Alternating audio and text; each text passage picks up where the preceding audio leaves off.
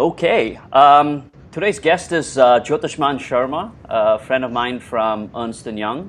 He studied at the Kelley School of Business at Indiana University. Did I say that right?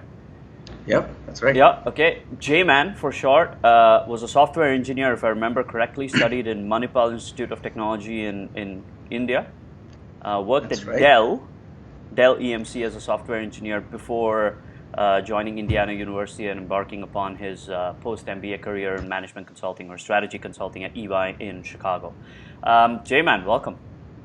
Thank you. Thanks for Hey, having thanks for me. doing Happy this, to, man. So, yeah, um, happy to w- share w- some insights for your this is students. this is great. Let's do a real quick intro. Sure. Share a little bit about your background so people know who you are, what you did before, what your GMAT score was, and what your motivations to apply to business school was. Sure. So I'm originally from Assam, and like you said, did my engineering from Manipal in Karnataka. After graduating, I decided to work for EMC, which is now Dell EMC, like you mentioned. It is. I worked there as a software developer, and at the same time, I started a nonprofit with three of my friends to promote education in states like Assam. After about 3 years of doing that, I decided I lacked the business fundamentals, and I was more and more inclined towards the business decision side of things rather than the technical side of things. As a result, landed in Kelley School of Business after doing some research and going through the admissions process, which at the time felt more than just a year. It felt very long, but after going through that successfully, landed at Kelley, focused in finance as a core major, but my focus was always in consulting from a career perspective. Hmm. And uh, interned at Microsoft Finance, did a corporate finance internship, Hmm. came back and realized that consulting was still my true calling, and Okay. decided to join UI, where I got the honor and privilege of working with you, Oh and man, for a I few had the years. privilege of working with you. Um, You're too kind. this is good. Let's. What was your GMAT score, incidentally? Oh yes, my GMAT was 730 after Okay. multiple attempts. The, it's okay. Multiple attempts. That's pretty noble. How many attempts did you do? Two. The Okay. first one, I got a 700. I thought I could do better, and I decided to go for it again. Did you apply to schools in the only one time, or did you apply with the 700 once and then? I applied only once because I was aiming for the top 10, top 15. So I knew Gotcha. that 700 was barely gonna cut it unless I had a stellar background. So I decided to go for 730 first. Actually, two is average. It is surprising though that you had two, given your reputation for kicking ass at EY, at least from what I've heard. So well done. No, I realized the first time I was not prepared properly. I Exactly, decided to rush with it. and I think GMAT is completely just. I was so bad at math. I had a 490 on my prep test. Um, hey, you there? Sorry, I think it just got disconnected for a second. All right, Yeah, now it's sorry, back. I missed.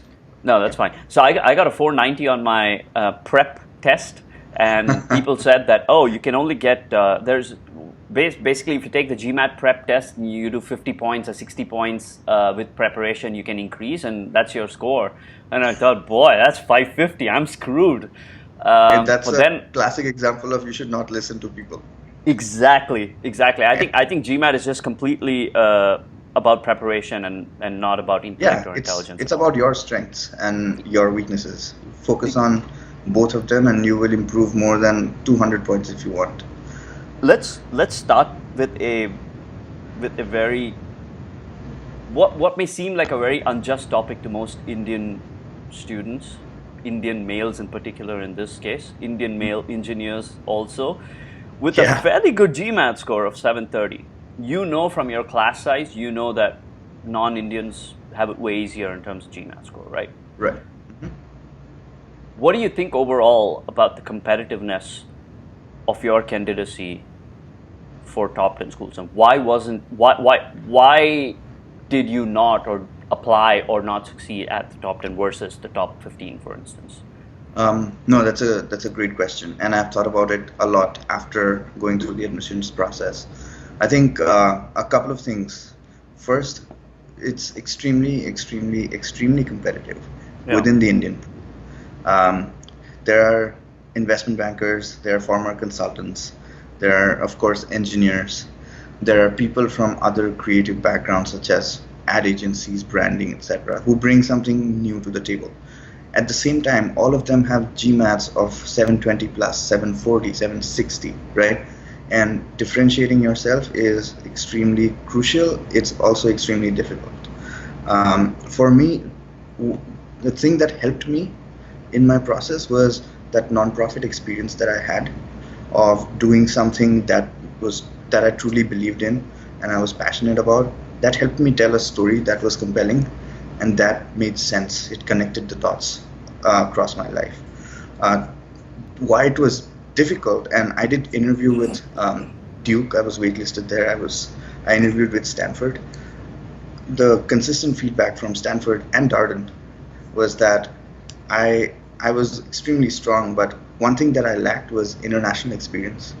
And a lot of people from India don't have the privilege or don't have the opportunity to do something on an international scale. And when it comes down to a pool of Indian applicants, all of whom have stellar GMAT, all of whom have extremely good academics, these things start to matter, like international experience. What else have you done in your life? Have you done something beyond what was expected of you? I think those things definitely make a difference. Exactly. Let's parlay on this piece of uniqueness. I think Yeah, it shouldn't be underestimated that with a 730 you still got invites from top schools being a male IT engineer, right? yeah, I know many that haven't gotten it, right?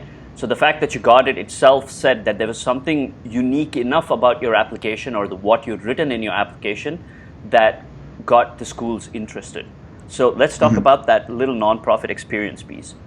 sure. The challenge I see with most students who write essays these days is just 6 months before the MBA application, they seem to have created this nonprofit. You, on the other Yeah. hand, have had it for much longer. So let's talk about track record of doing something outside of just work and outside of education. Let's talk about how important that is in the application process. Sure. I think one thing that is, I would probably summarize the whole uniqueness into one word, which is authenticity and genuineness. Because whatever I had done a few things outside of work. One was the nonprofit, and the reason I did that was because I grew up in Assam and I saw the high dropout rates in the country. I wanted to do something about that, and I thought this was my way of doing it, even though it was on a smaller scale, even though we only maybe impacted a few hundred students, but every single person that was impacted was for me a personal victory versus doing something for the heck of doing something. What Two, exactly I did you was do in this nonprofit? we used to take these computers that were disposed of by IT firms in Bangalore Okay. and provide them to schools and institutions that could not afford to buy new computers. Okay. And we would include a lot of these NCRT textbooks and free learning material.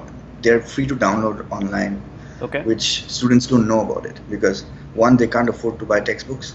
They don't know that it's available for free online in PDF Understood. format.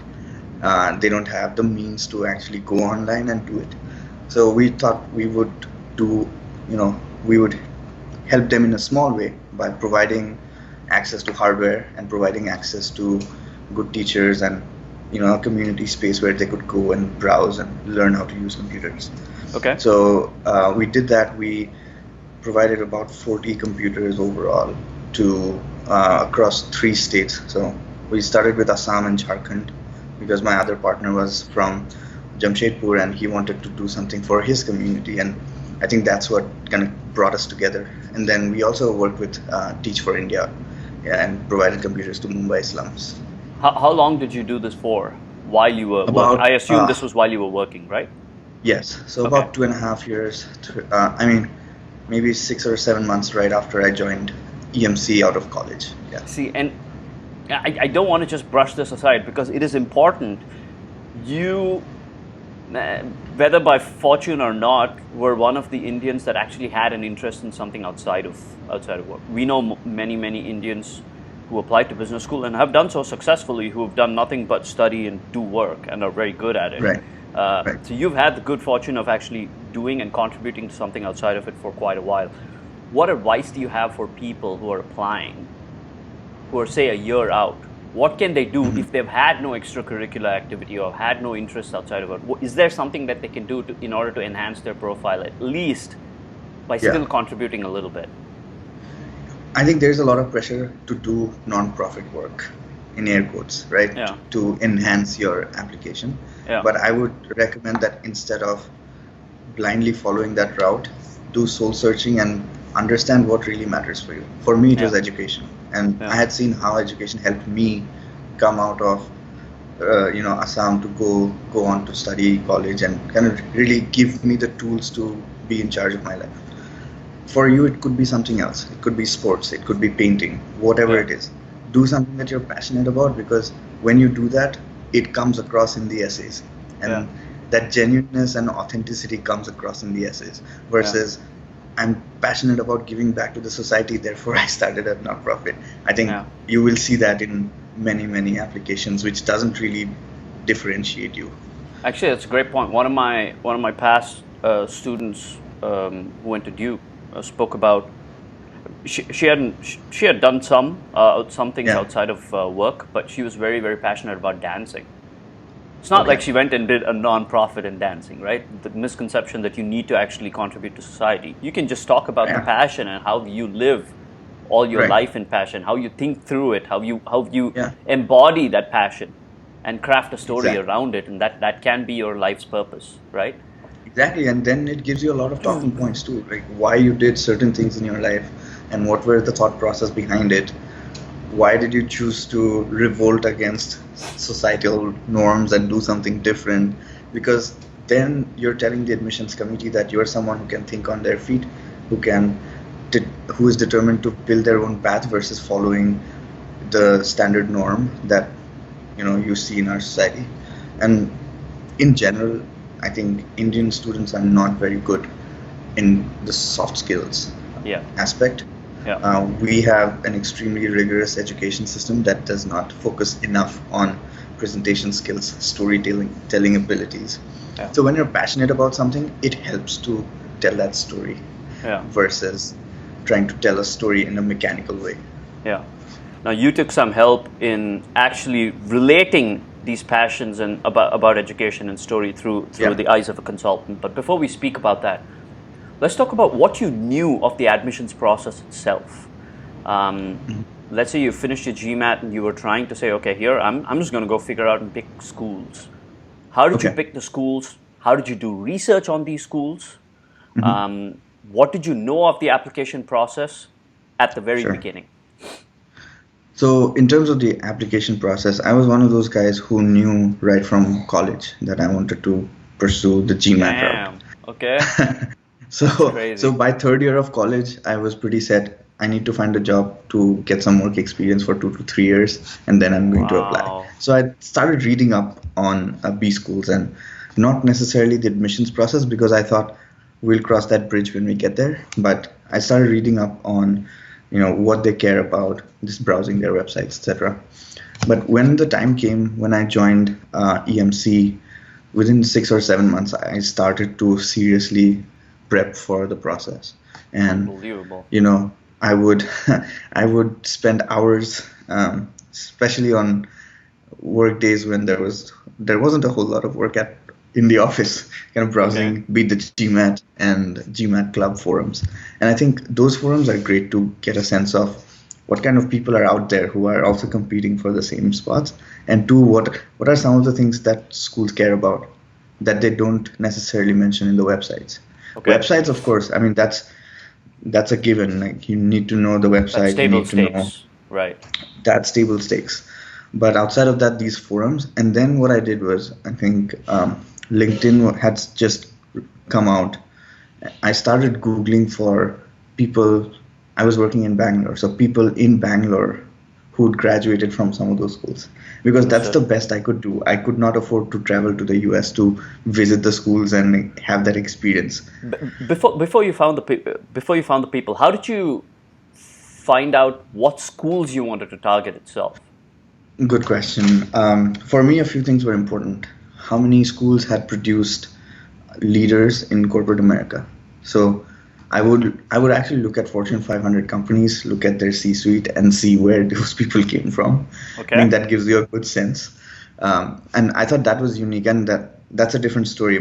That's a conversation I used to have with my dad growing up about, he would hand me a Fortune magazine and say, "See this guy, like he's running this company at a young age of 38 or 39, whatever." And that got me thinking, like, what's different about those people that others are not doing. So then I realized a common pattern was majority of them graduated from some of the top B schools. That was the common thread Interesting. between a lot of them. And this was And the that's what, Fortune magazines? yeah, this would be Fortune, or in India we had Outlook, Times of Right. India, or whatever, where they would profile some CEOs and profile some companies. And I would say, Understood. okay, let me see what's the common thread between these people who in societal terms are successful, right? It depends on how you define success, but No, hey, that I get was it. general. Yeah. I get it. So I Yeah. would look at them, I would see where they went, and Harvard Business School would pop up, Stanford would pop up, there would be Darden, and that would get me thinking, like, okay, so what's about these schools that continuously produce these leaders? There has to be something systematic. So that's how I would look at schools and get a sense of, okay, here's the pool that has probably produced the most, CEOs or CFOs. Now let's go deeper. Then I looked at things that mattered to me. Small class size was important. Mm. It was important that there was a good enough international community, so there is enough diversity in the class. Mm. Outside of that, the standard stuff, like what's the average GMAT, what's the admissions rate, those kind of things. I wish I could visit the schools, because knowing what I know now, like a school visit makes a ton of difference in understanding the It is culture, which we couldn't so afford. helpful and so Yeah, powerful to visit the schools. exactly. It's Honestly, at this time, disposable incomes in India are pretty decent for those people who are trying to come to the US. I think yeah, people can maybe, visit the schools. but you're still leaving out a majority of students who cannot afford. I Sure, was one of them, right? sure. And We without do that actually. knowledge, yeah, without that knowledge, it's so crucial to make a decision. Like at one point, after I decided that Kelly was the right place for me, I was still not 101% sure, because I had not been to the school, right? I was leaving India, coming to the US, and going into a school completely blind, not knowing what to expect in the first year and the second year, or the first 90 days. And that's a little intimidating. So, no, talking to people from those schools helped a lot. Whoever I could find in Bangalore. Not a whole lot, right? There are maybe 1% of students who actually go back and settle down in India, or So go that's back to, that's yeah. that's how we go into the LinkedIn search. So then from the schools Yes. that you found, you shortlisted, you started looking through LinkedIn for people who've been through that school. You Yes. cold outreach. We spoke before the interview and you said you cold outreached a lot of folks, including folks Yes. from Harvard and folks from Kelley and folks from all the schools that you Right. wanted to apply to, Yeah. and you had conversations with them. You said you had a Yes. 45-minute conversation with the person. Was that typical of all the people that you spoke with at that time? No, actually, this person was very accommodating. He actually was an Indian American who had grown up in the U.S., went to HBS, went to Bangalore to start his own company, and he was starting his own startup there. And he was willing to talk to me. So I made a trip down to his office and sat with him for almost an hour. And I told him why I wanted to apply to Harvard. And then he told me about his stories about going through the Harvard admissions process, and also, 2 years in Harvard. And that got me very exciting, but that was not the norm. Most people would either respond back saying, "Why don't you send me your questions? I'll respond via email." And then only 10% of them would actually respond via email. Or some people would give me 15 minutes over a call. So 45 minutes with someone from HBS, face to face was absolutely not the norm. That was, I think I got lucky. Oh, but 99% of the Indians that outreach to me when I was part of the Ross admissions committee, or that just reach Yeah, out to people like us, just say, hey, can you tell me what's unique about the school? They don't even right. bother asking for a conversation. We're happy to jump on a conversation with people who are interested in applying to our school, and you had the foresight to do that. I recommend that most Yeah, students now actually, we encourage them to actually have a conversation with people in the target schools, even if it's 15 minutes. It's useful right. 15 minutes to inform you of what you need, what you can potentially write in your essays. Yeah, no, I think students don't make it personal. You and I, we would love to talk about our experiences of going through the school, right? We would probably be less interested in saying what the school culture is and define the school culture is collaborative and we believe in teamwork. No, that's not the right way. Like you asked me what my experience was, and I can talk to you for half a day just talking about year one, right? Exactly. So I think making that personal in your note is helpful because that tells me that you care about truly learning about the school, and two, it is worth someone taking time out of their day to speak to you and help you get there. Yeah. Let's talk about then the application, writing the application. You got in touch with a consultant and they helped you craft the story. What was the most useful thing that you learned from the consultant in order to make the most compelling story for you? Um, I thought that I knew myself really well, but all of that was in here. Um, I was not very good at with words, and I'm not a good writer. So I think the best thing that they helped me do was structure my story in a way that progresses and gives more and more about me as you read through the essay. And that skill set was missing in myself. And just thinking through how do you articulate something, that articulation skill was lacking severely. And if I were to truly show my genuine self through an essay, I realized that that's a big gap and that's a weakness, and I need to take help. Otherwise, I won't be doing justice to myself in the admissions process. Uh, let's dig into what you learned overall that you would say that a person must do in the application besides meeting with, at least visiting schools, even if not visiting schools, speaking with a lot of students from a particular school, um, but then also trying to ace the interview. How did you grapple with the interview process?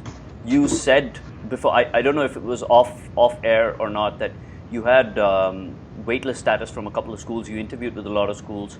Um, Yep. what perhaps worked in the Kelley interview that got you through? I think I was lucky that, and here's the difference, right, between reaching out to someone in person and asking about a school. I was lucky that someone from Dell EMC had joined Kelley a year before me. And through my contacts at EMC, I was introduced to that person. And through that person, I got so much detail about what life is like at Kelley, what the school is good about, what truly makes it unique, that I was able to speak to it in my interview, and it came across as, genuinely interested in the school, versus saying, I love your school because you're collaborative, and that doesn't tell me anything. It just tells me that you've read the website. So I think coming back to our previous point of reaching out to people as much as you can, when you do that, you get such unique perspectives that no other student will have, because no other student would have talked to someone who's gone through that experience. I think that differentiated me. Was there another part of your question? I'm sorry. Yeah, so if I were to glean into it, I would say even sharing personalized stories during the interview that actually communicates to the interviewer that, hey, this is what I know about the school and this is why I think I'm a good fit. It was really what Yeah. sealed the deal, right? Oh, absolutely, absolutely. I want to take one piece of uncommon advice that you gave, which I also used. I didn't realize it until you told me this. I remember I was working at Accenture. I worked for 5.5 years Okay. before I applied to Ross. In fact, the way I got into Ross was because the senior manager or partner at that time, one of the Yeah. partners that I contacted with, she used to recruit for Accenture out of Ross. Oh, So, Okay. saw that on her profile, and I got in touch with her, and it was easy. Once you're in Yeah. Accenture or once you're in Dell EMC, even Right. whether you're in India or not doesn't matter. This person was in the US. I still reached out to Okay. that person. I similarly reached out to a NYU Stern graduate who was a strategy consultant at Accenture in New York, Deloitte graduate, Yep. Darden graduate, Okay. Wharton graduate. So I reached out to all of these guys exactly through the Accenture network, which is what you can do, and the information that they will share because you're already part of the network, even if you're in another Exactly. part of the world, makes Yeah. it's golden. It's a great It substitute for is. not being able to visit the school. Absolutely. Absolutely. There is no Okay, substitute to that. okay. So you finished the application, you got into Kelley, great. You're happy, you're excited.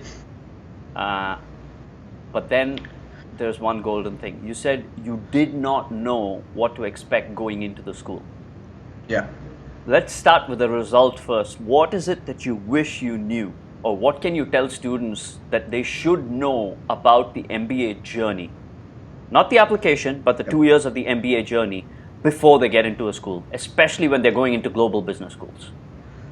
Um, the most important thing, I think they should realize two things. Academics, I think everyone from India will do well because we've gone through a rigorous education system. First thing is recruiting. Understand that recruiting is completely different than how it happens in India, even in the IIMs. As long as you have a good resume, doesn't give you any guarantees that you will get any interview call at all. You have to network your way through an interview. You have to prepare really well. You have to know upfront where you want to take your career before you can actually start networking. Because again, just like the admissions process, you need to have a story here. It's kind of the admissions process shrunk into a 3-month time frame, right? Yeah.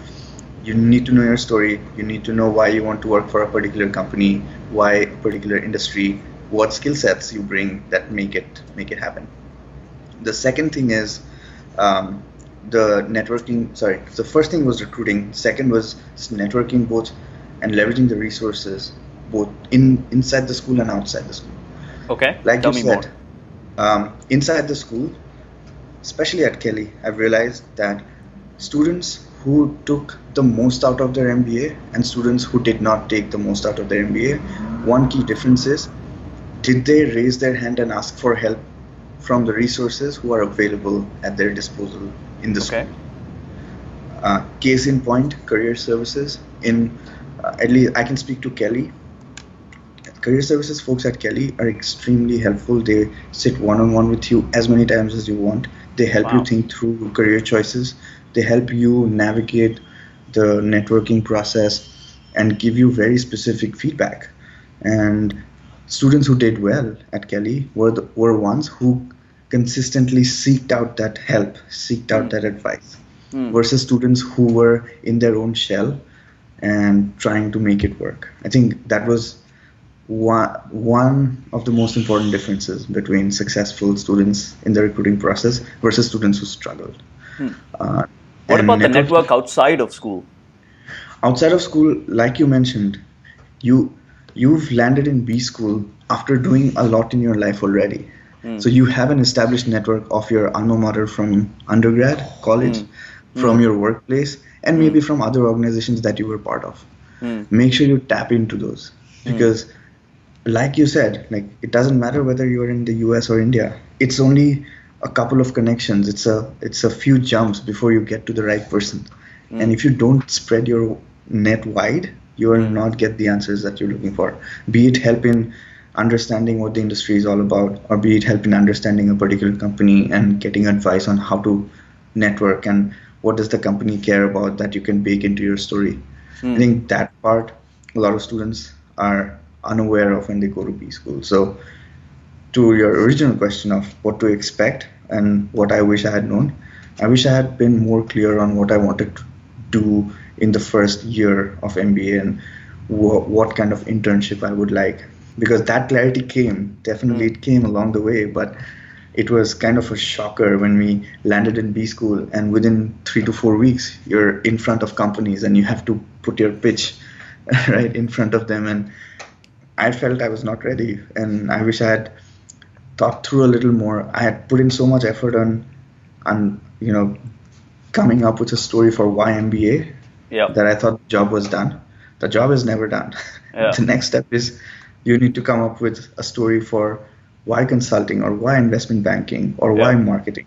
Yeah. And I think that part, it took me a while to master, but I wish I had known earlier, so I would have put in more perspective, more retrospection into what I wanted to do before I landed at Kelley.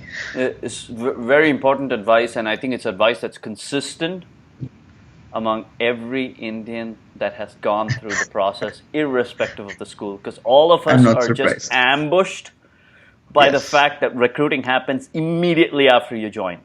Yeah, I'm not surprised. I recall the first thing we were asked to do, I think a week two, is hey, you need to have your resume ready because companies are coming on campus the next week, and often the companies that came at the very onset were investment Yeah, banking and consulting, and right. maybe for Ross, the Amazons of the world that would like to come and Yeah. snag people in the first couple of weeks and go. And you thought, man, I have done nothing since the last resume that I used to apply to business school. What am I going to Exactly. do? And then you learn how to craft a new resume itself. And you learn Yeah. how to tell a better story about why you want to get into that particular career, tailoring that resume for that. It's a massive task, Yeah, and it's just laid on your lap without any warning, no, and it's like, okay, what do I do? But Kelly did have a good process though. They have this thing called DNIP, Discover, Network, Interview, and I forgot what P stands for, but that kind of helps you think through it before you land at B school. okay. But I had no idea how serious that was. Wait, Like, so if talk to us about this DNIP process. Is it given and is it a mandatory thing for everybody to go through, or is it just people yeah, selectively so do it? they have a set of questions that they send you right before you join B school, and you're waiting in that lull period right before you join. So it's kind of like you're in vacation, and they ask you to think through what's important for you. So they send you a Wow, questionnaire, which is called the Discover process. And then wow. networking was kind of extension of that, saying, okay, what kind of companies would you like to network? But I did not realize the importance of that exercise until, like you said, 2 weeks before companies are coming on campus. And second, I didn't realize that every interaction with a company, you're interviewing all the time. Yeah, There is no such thing as interview inside the interview room. You're yeah, interviewing all the time. yeah, And I realize that now because I do recruiting myself. And right yeah, from day one, we have a yeah, list of students who impressed us. We have a list of students who maybe we don't want to interview. yeah, And that was also something that was told to us when we landed at B school, but I did not give much attention, thinking that there's no way companies would spend so much time and effort just maintaining interactions with students. They must be going to so many B schools. What I didn't know was every B school has a team of recruiting contacts, and they maintain that list throughout the process, right from year one till the end of year two. yeah. And And if you impress them, I- I- exactly. It's not just you as a EY manager in the strategy consulting practice who's going back to your alma mater at Kelly or me yeah, when I was going back to Ross. It's also if you interned in that particular yes, company and you're going back as a second year MBA and then you're yeah, juniors, you may think you can have a casual conversation and irk the person. Be friendly, but don't be irksome because that person may say, yeah, "Hey, no, don't yeah. interview this. He doesn't have a very good reputation." Yeah, it's completely different from how things are, how we're used to in India. But it's unbelievable the amount of time and effort companies put into recruiting Yeah, and keeping track of these kind of interactions. yeah, I recruit in two B schools, Kelly and Chicago Booth. okay, I'm the point lead for strategy in Booth, and for both schools, we have a detailed list of students and every interaction and every event that they attended and what we thought and if there is someone outside of the strategy practice who would have interacted with you, we would take feedback from that person. yeah, It's intense. It is extremely important, and yeah. students should not underestimate that process. Unbelievable. I had a few different questions that came into my head as we were talking about this. But anyways, to summarize for most people who are applying, whether to any business school or Kelley in particular, the importance of recruiting, Yeah, which takes most of the focus in the 2 years of business school, yes, and in doing so, the importance of networking both with students, with alumni from that school, as well as yeah, with people outside of your school in the network that you built before you came yeah, into business school, absolutely. right? This is Yes. what you should have known and should always keep your focus on when you get into business school. Okay, Yeah. let's talk a little more in detail about the journey of the 2 years. Um, if you can think about the first year, I know it was a few years ago. Talk back to the 90 days, the first 90 days. Sure. How did you figure out how did you figure out what you wanted to do for your internship? What was that process like? Yeah. What resources did you leverage upon besides just the career resource while you were in school in order to get there? And how did you prepare for the interview process? Just Okay. talk to me through the journey of the 90 days that got you to that point. Sure. So at Kelley, we have academies, which are basically career tracks. So there's a consulting academy for students purely focused on consulting. There's an investment banking, marketing academy.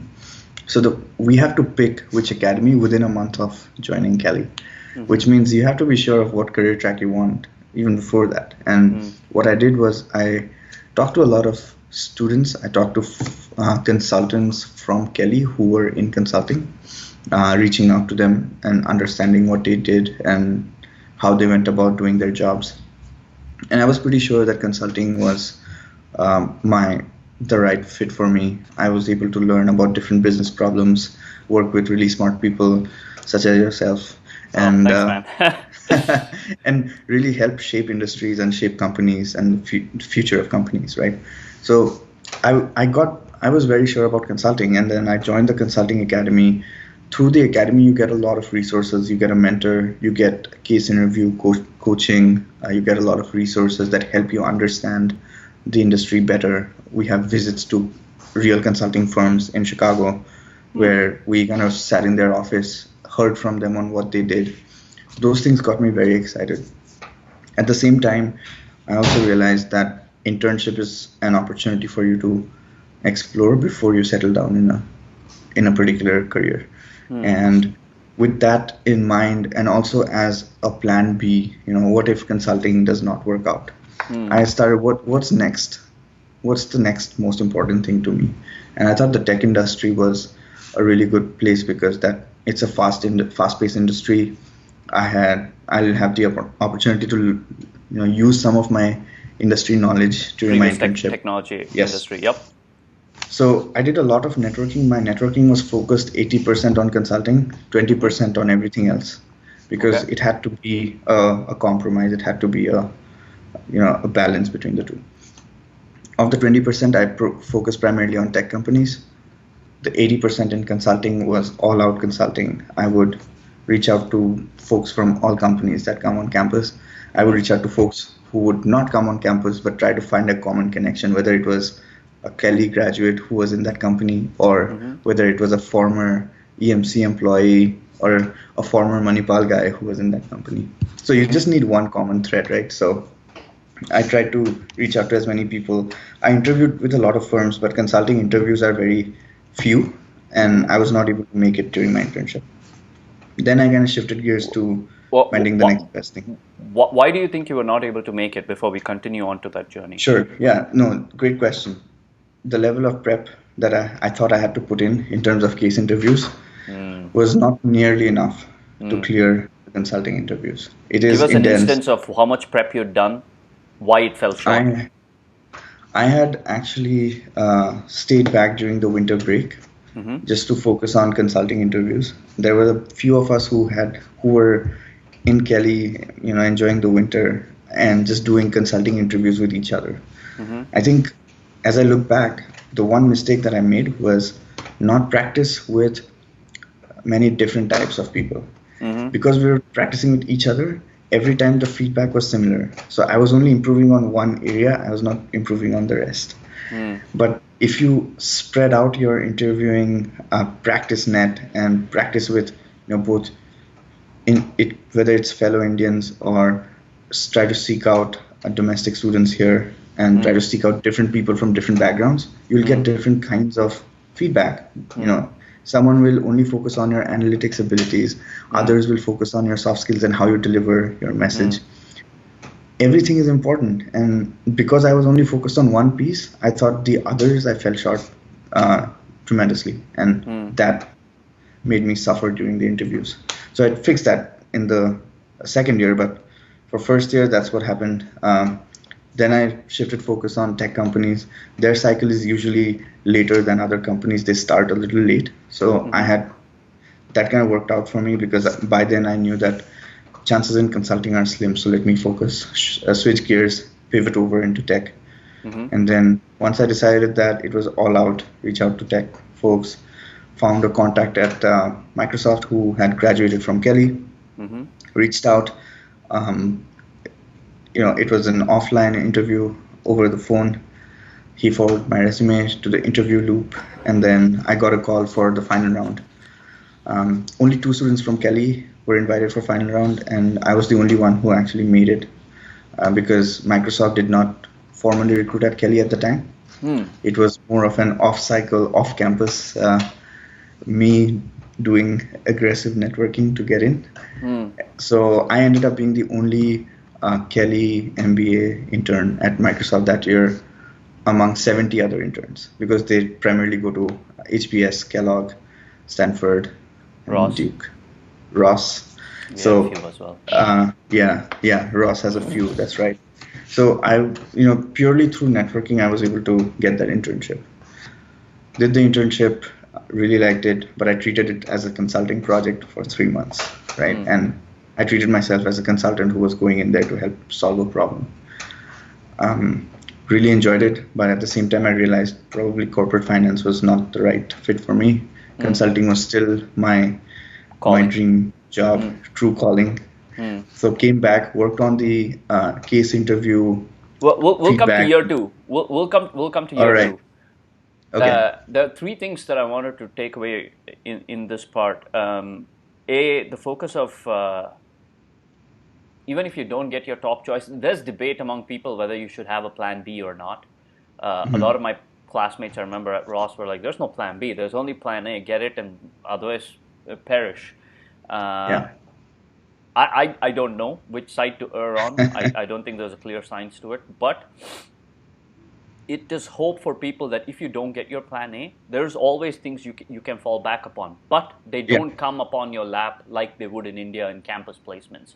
The part that you mentioned, which is that you had to aggressively network, figure out either through second degree connections outside of business school or through other alumni network, try and get your way in to Microsoft, which was not recruiting on campus that year. That's point number 1.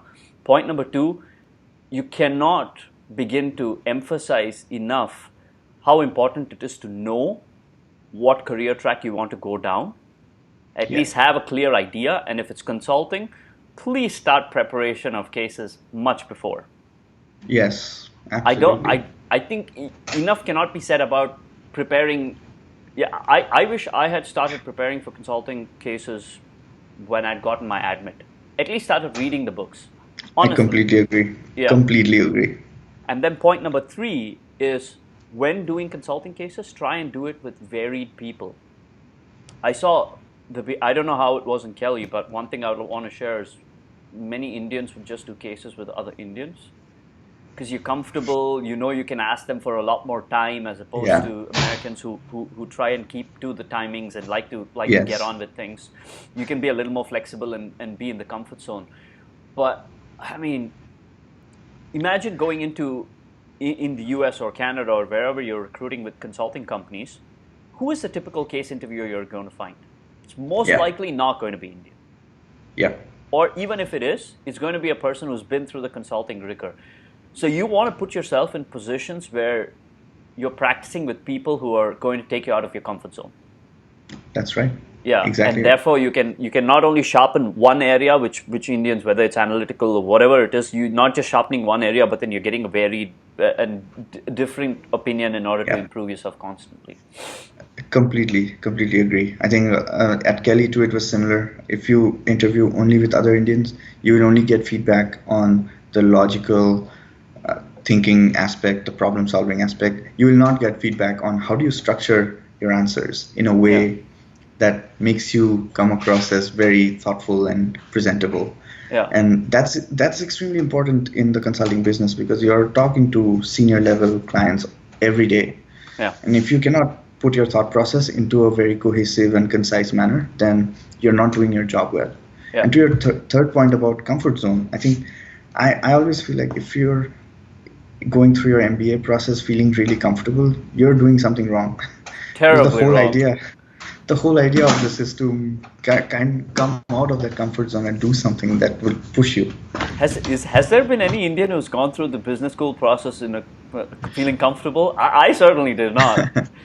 I think even if there were people who felt comfortable during the year, when it came to recruiting and networking, I'm sure they The had to pressure step cooker out of was that on. comfort. Yeah. Yeah, Okay.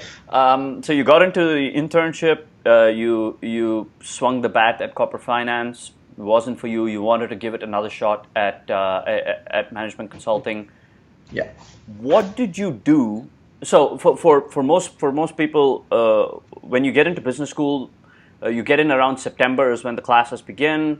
The Right. first 3 months is you're heavily networking with companies. You hopefully networked intelligently and well enough and aggressively, yet not Right. irked anybody enough to have gotten Yeah. invites for interviews from multiple companies.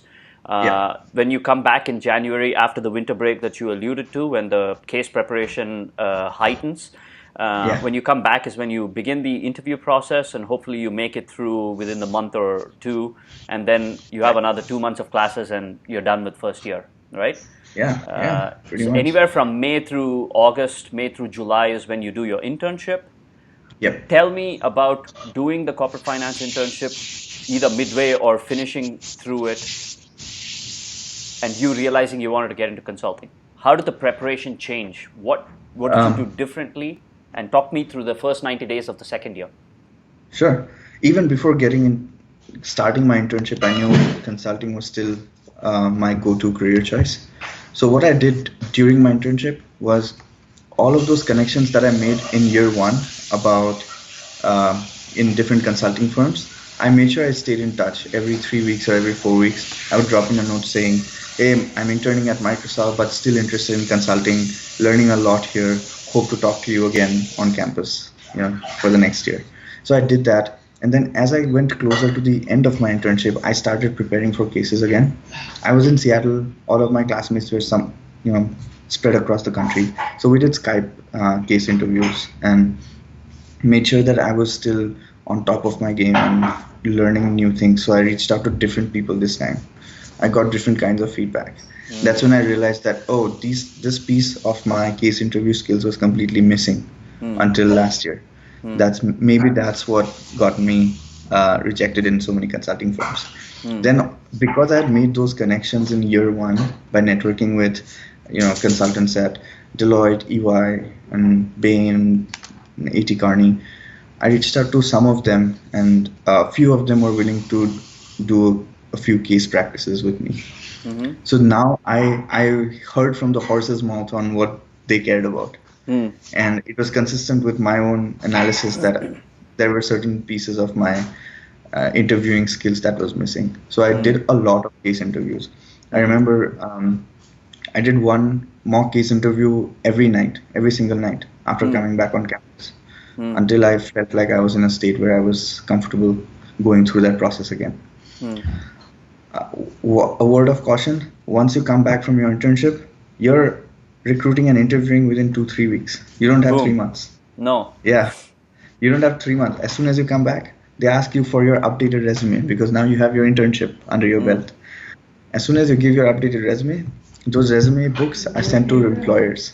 And everyone used to say that they've been sent, but I didn't really believe that employers would go through the whole resume book of 200, 300 people. We But do. I do that now for Kelly Yeah. and Booth. I used to do that Every for single when I was at resume. EY. Yeah. So For every us. single resume, Yeah. we shortlist from 300 down to maybe 20 or 30 that we want to start discussions with. Yeah. So I think students don't, sometimes I've seen, especially international students not pay enough attention towards that Yeah. piece. Yeah. So my word of advice here is start preparing for the next round of interviews and recruiting season while you're in your internship, because you don't get any time once you Yeah. come back.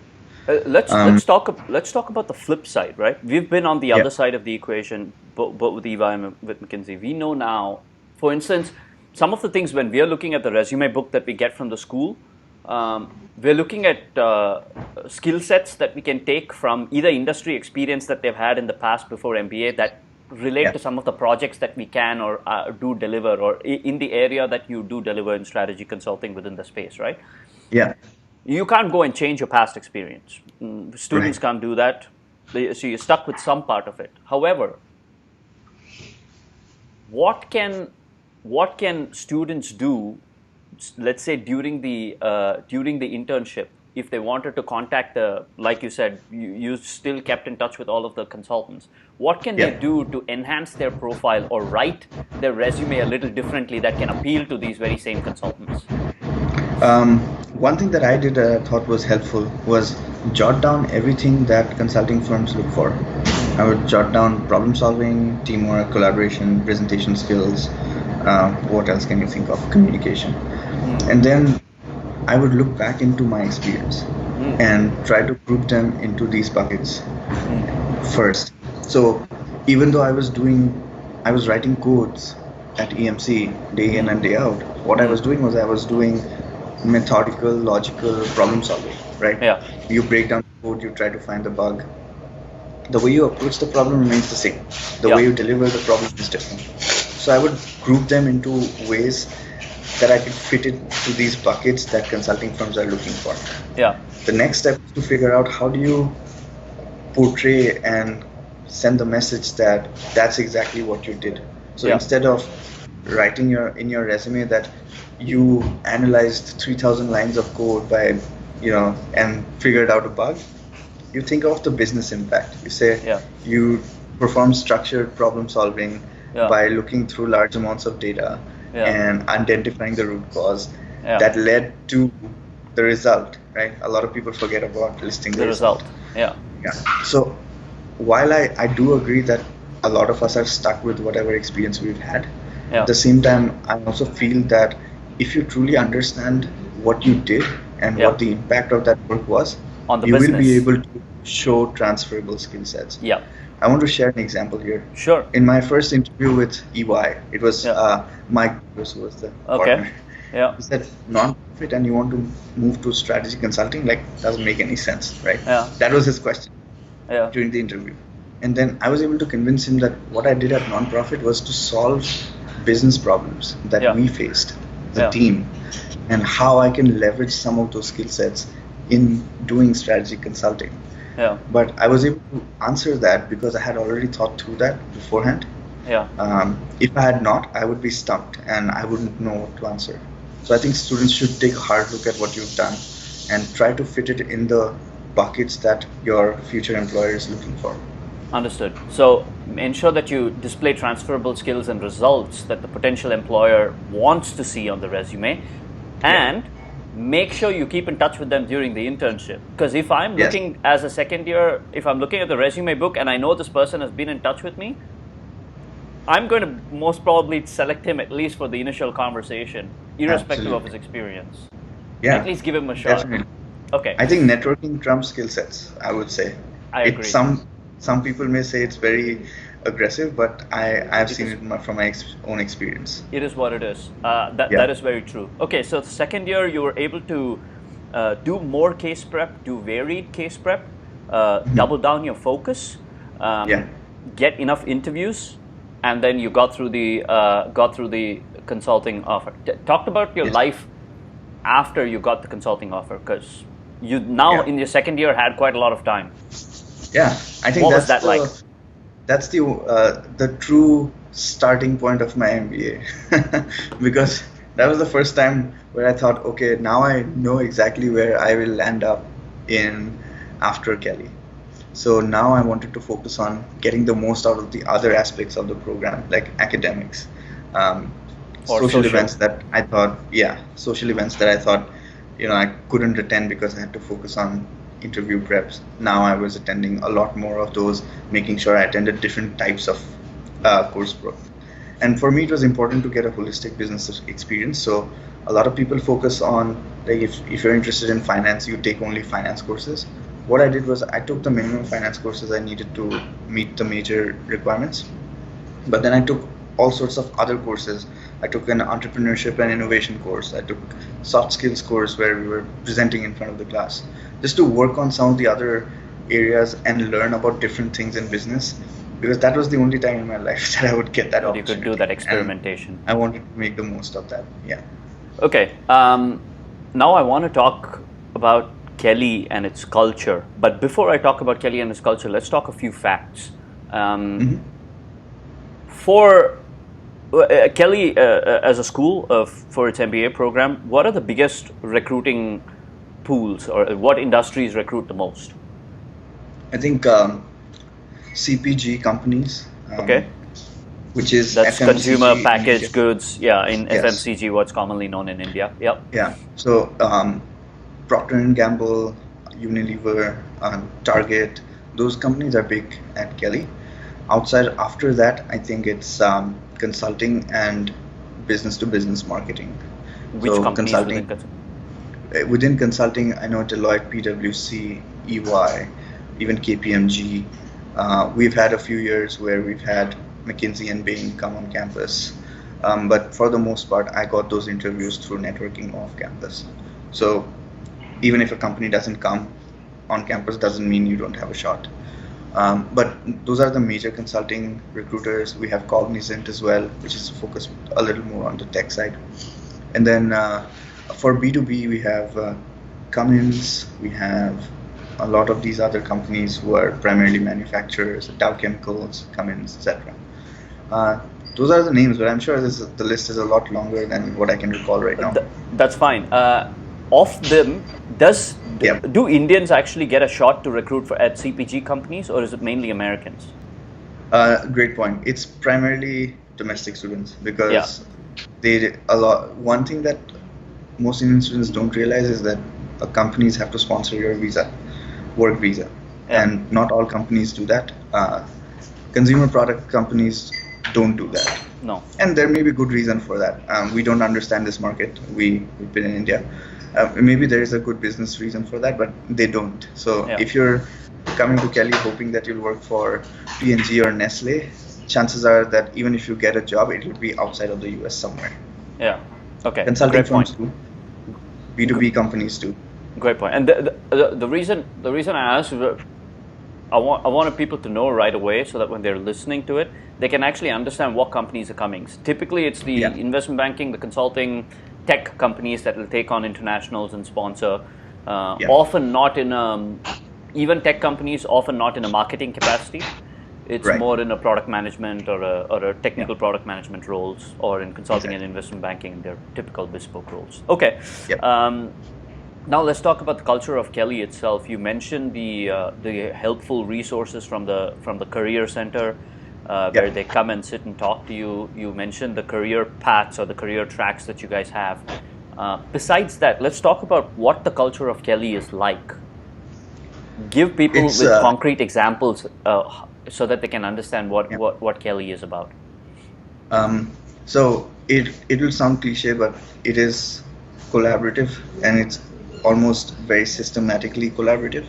What I mean by that is, first, the whole of first 6 months of your first year, you are force fitted into a team that is assigned by the school. And before you land on campus, they make you take this personality test to identify your personality type. And they very purposely put you in a team with varied and confrontational personalities.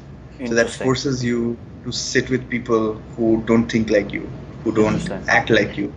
And that makes you more resilient to working in different work environments, but it also helps you come out of your comfort zone and face difficult situations or confrontational situations that you wouldn't otherwise. Because usually, like you said, people congregate together. They systematically make you not do that, and as a result, what happens is you not only are you adjusting to someone else's style, someone else is also adjusting to your style, and by the end of those 6 months, you know the rhythm of each other, and you know if you want to make a point across to someone who is a driver personality, how to do that versus someone who is more of a rational personality or an artistic personality, right? And those skills come in handy in your day-to-day work life, which is underestimated, I think, because if you want to get the job done, those are exactly the skills that you need in order to gain good success at the workplace. The other example that I want to share is, they always say that people at Kelley are nice, but then it does not mean that if you are not meeting the standards, you will not be called out. Okay, so fair enough. They are nice, but doesn't mean you can slack. You need to be on top of your game. You will otherwise get feedback, and it is continuous feedback. So it is collaborative by force, but then after a certain point, you get accustomed to it, and even if no one is telling you to be collaborative, you yourself can step up and work together. One unique example that I have seen at Kelley is, if you stand outside the career services during interview days, and let's say you and I are interviewing for the same spot, after you go through your interview and you are coming out and you see me waiting for my turn to go in, you would talk to me and say, hey, there's nothing to worry, it's everything that you've done is enough to go through this. So you're helping people out who are competing for the same spot. Understood. And you're trying to make sure that person gives the best, not worrying about whether you will get picked or that person will get picked. And that I thought was unique, and that would probably summarize the experience. What stands out to me about knowing you and many others from Kelley who worked at EY is that you guys always had a large group of people who would get together quite frequently, which is indicative of a small class size and a school in a place which is a little more remote than, say, in New York, where a person can have their own life as well. Exactly. What was the class size, incidentally, at Kelley in your year? During my year, it was about 176 or 177. So that's really great. Small. Yeah, it's really great, and I think that helps build a really collaborative culture, and people get to know each other really well as well. Exactly. That's great. I think that's about it. If, in conclusion, let's talk about one thing. Students contact you both through when you're recruiting at EY, and perhaps individually when they're contacting you via LinkedIn to learn more about the school. What was the biggest mistake that they make, and how can they avoid making that mistake? Do a little bit of homework before you reach out, and make it very clear why you want to reach out and what you want to derive out of the conversation.